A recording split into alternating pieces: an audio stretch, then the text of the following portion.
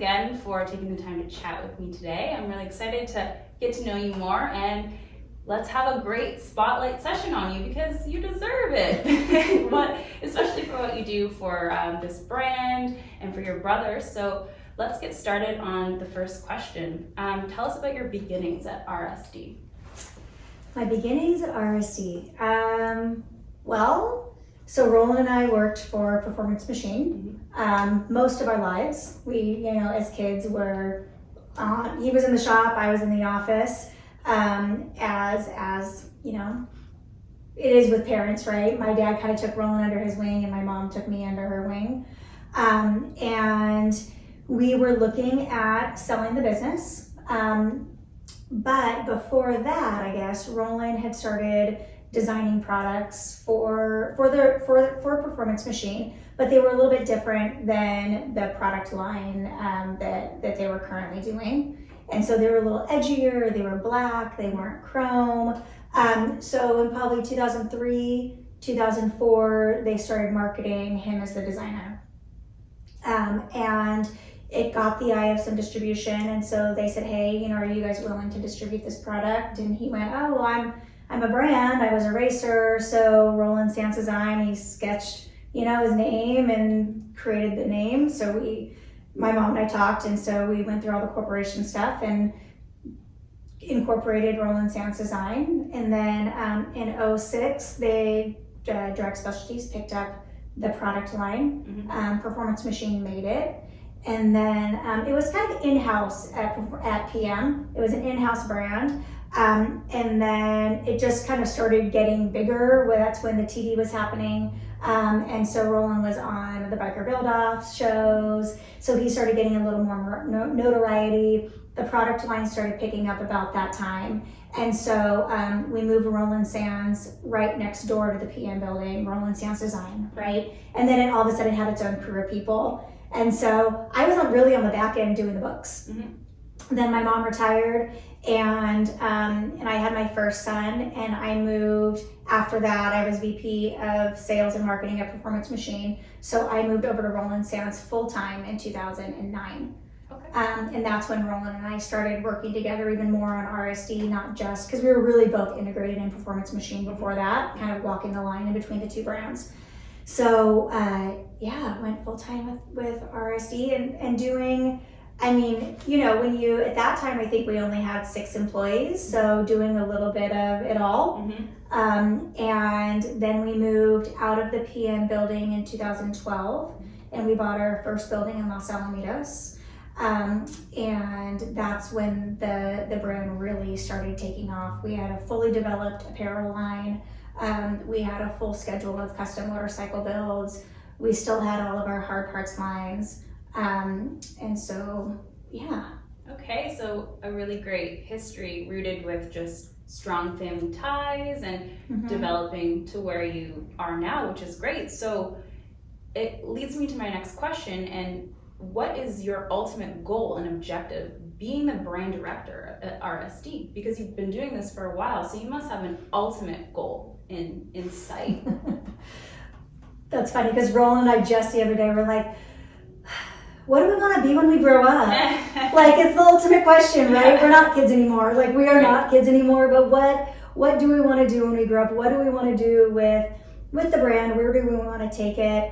And Roland is really the creative behind the brand. He is, I'm the CFO, as well as what the GM is, right? And Roland is really the creative director of the brand. So he has a lot of brainchilds, and we have to figure out which ones of those make sense, which ones, will make money. What are we going to do for brand recognition, or just because we really want to, and it's going to be a really good time, and kind of suss those out to see what makes sense for the brand. Okay.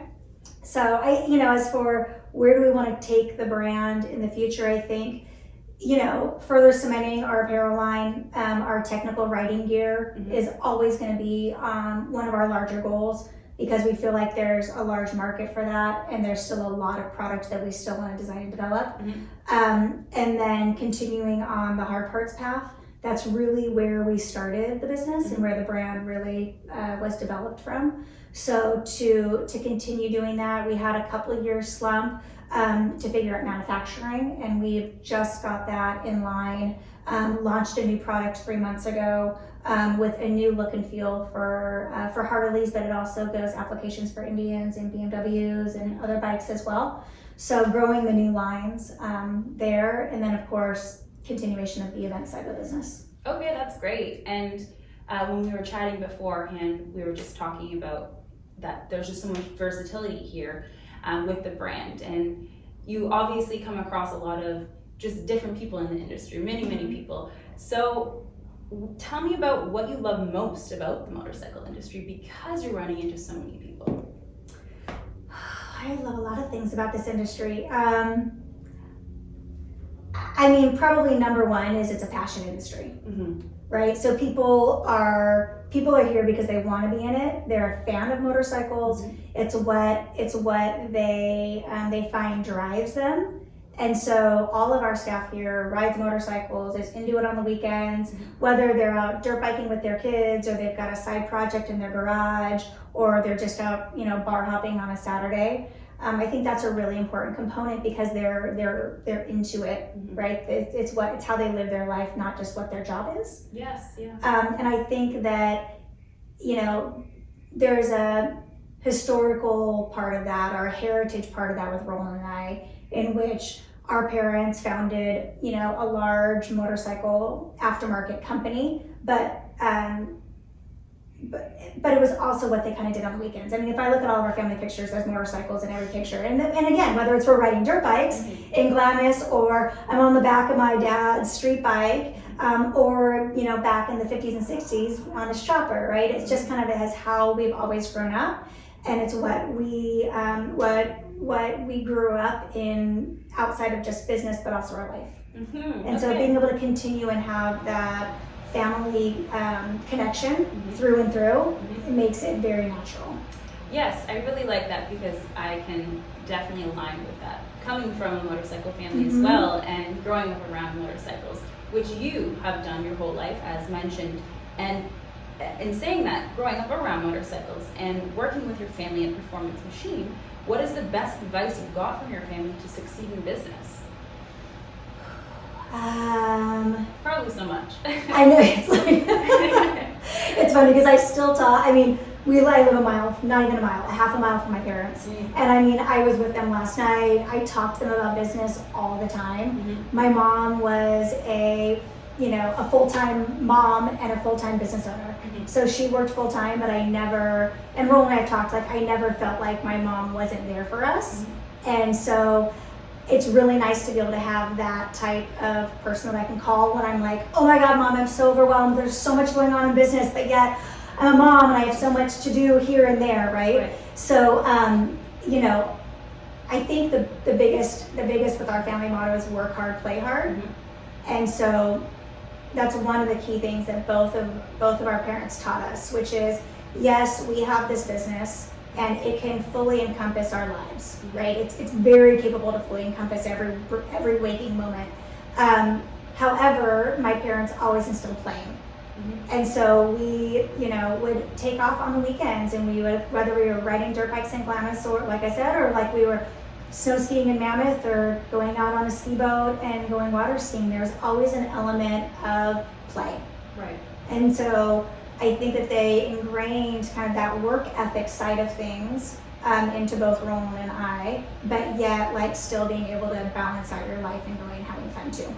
Okay, I like that a lot, and I think a lot of families involved in motorcycles and just even business-wise have that mindset, because that is the formula for a great success in any sort of business. Well, it's the only way you're going to be able to continue. That's right. Right? You can only go hard on work for so long before you either burn out or have to do something different. Yeah, and then you need to play. You have to play. That balance is so key and essential to a happy life. Yes, exactly.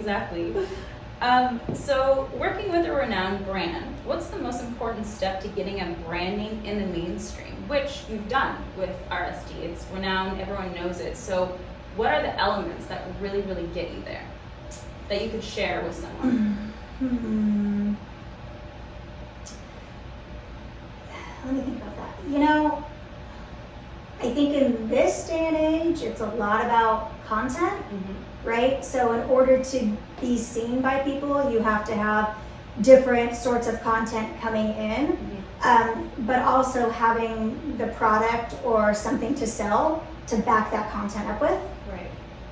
You know, in other words, there's a lot of digestible content. People are looking at Reels or looking at YouTubes and swiping and moving forward, right?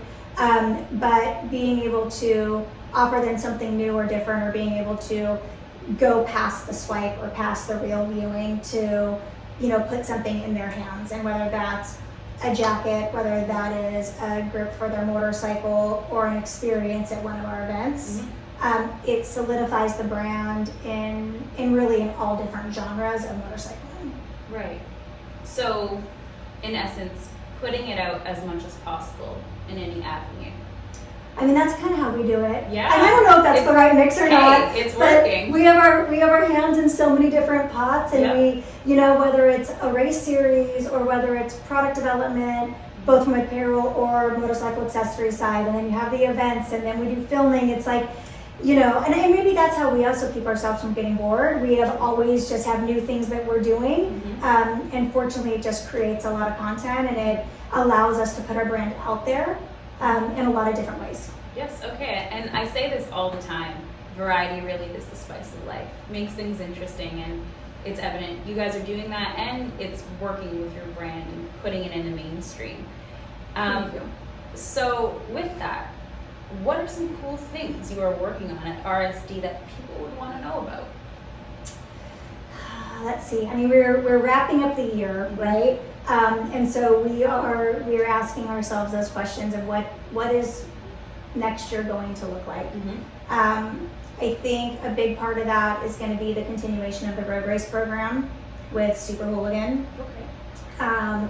And we delved into that in 2021. We did a full race program in 22. And so hopefully with 23, that'll bring a further extension of that program.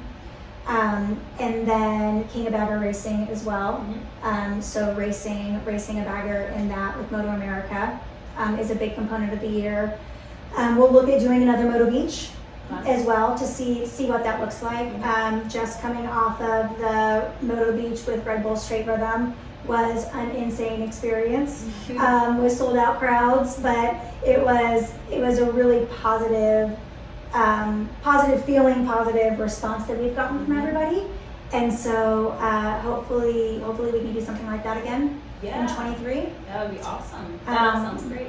Yeah, and then we have product lines in the works too. So we have a new apparel line coming out, and then a continuation of our sector product line for motorcycle accessories. Now with that, I know you said your brother is the creative behind it, but has there been any projects that you have really immersed yourself in that was kind of your baby or your creative gem? You know, I am definitely the behind the scenes, the scheduler, the where we at with development, making sure that, you know, all the I's are dotted and the T's are crossed. Have we gotten testing on this? What are the results from A to Z person? You know, do I have a brainchild of a specific product line? No, that's not my expertise. Right. But do I make sure that we get it out and that it has instruction sheets and it's boxed properly and it has all of the quality, and that our team has filmed it and created the content and all of those special details? Yes. You're the commander of it all. Because the creatives definitely need that commander essence of it all, because they're out thinking, you know? I love my creatives. They're amazing. Yeah. They are so amazing and so talented. Absolutely. Yes. But yeah, I mean, we all have to have somebody kind of rein it all in and regroup it. And we have a great group of staff here at RSD that, considering we're only 13 people, with kind of the outreach that we have in all of the different realms, our staff all works extremely hard. Wow, 13 people. You would think it would be more, but that's awesome to hear. Yeah. And you touched a little bit earlier about the Moto Beach Classic, and that's where we had met. originally. So Moto Beach Classic has been a success since its launching. So what was your major role in that event? What was something that everyone heavily relied on you for? Overall, probably event coordination on the Moto Beach side. Okay. So what that means is, like with this year that we just did with Red Bull Straight Rhythm.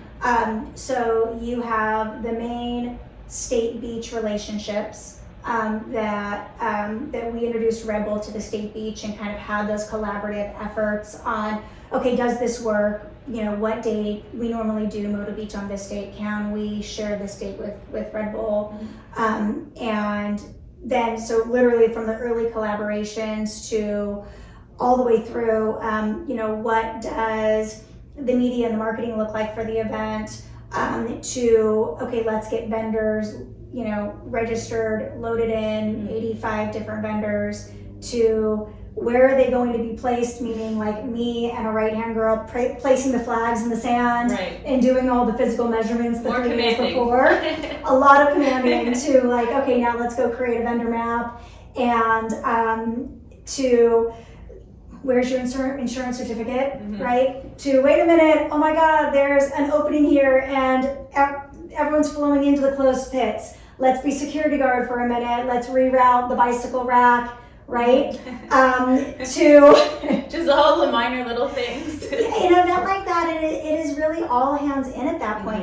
And Red Bull has a huge staff, and their production team was amazing to work with, right? And they have the half mile long straight track and everything else. But then there was the Moto Beach side of the event that you have super hooligan racing, you have kids on Stasic bikes, you have the 85 vendors, you have the food vendors, you have your 15 sponsors. So really from my standpoint, vendors and sponsor relationships, making sure everyone's happy, and then the general logistics to make sure that everything's being moved in and moved out in the proper way. And then from having experience for so many years is just literally keeping my eyes peeled for anything and everything that doesn't look like it's gonna happen right.